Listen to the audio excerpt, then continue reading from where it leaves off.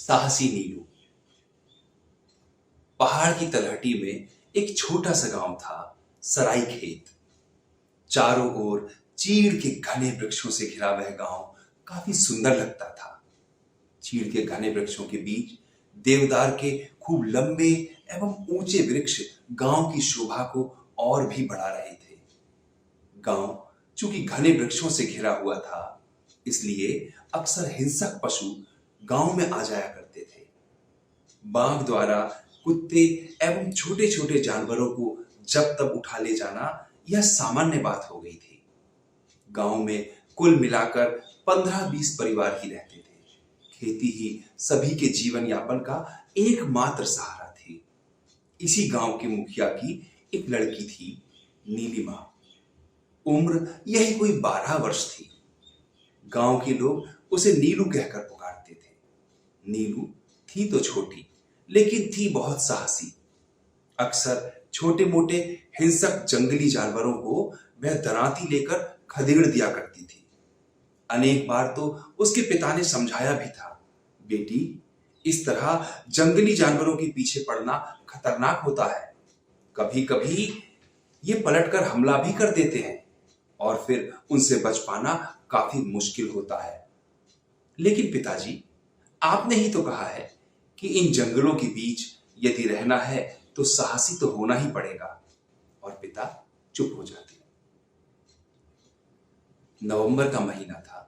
गांव के बड़े बूढ़े लकड़ियां लाने जंगल गए थे और स्त्रियां गांव से दूर खेतों में काम करने गई हुई थी।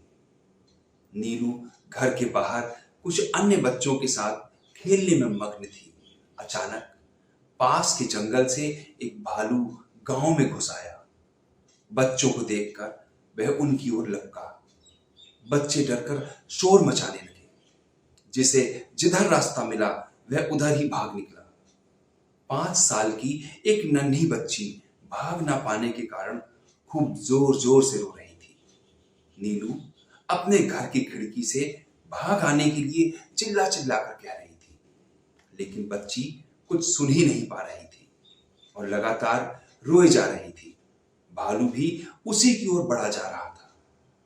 एक क्षण की भी देरी किए बगैर नीलू रसोई में घुस गई। रसोई के एक कोने में चावल का कनस्तर रखा हुआ था। कनस्तर के चावल को जल्दी से जमीन पर उलटकर और कनस्तर लेकर वह तेजी से बाहर आ गई। वह टीन के कनस्तर को खूब जोर जोर से पीटे जा रही थी। कनस्तर की आवाज सुनकर भालू का ध्यान बच्ची की ओर से हट गया। अब वह नीलू की ओर बढ़ने लगा। नीलू टीन को पीट पीट कर उसे डराने का प्रयास कर रही थी, लेकिन भालू बिना किसी डर के उसकी ओर बढ़ा जा रहा था। नीलू को समझ नहीं आ रहा था कि वह क्या करे। अचानक भालू ने उस पर हमला कर दिया। वह उछलकर एक ओर हट गई। अब वह और भी तेजी से नीलू पर झपटा। नीलू ने जल्दी से कनस्तर का खुला मुंह उसकी ओर कर दिया। भालू का सिर गोल मुंह वाले कनस्तर में फंस गया। अब वह बुरी तरह छटपटाने लगा।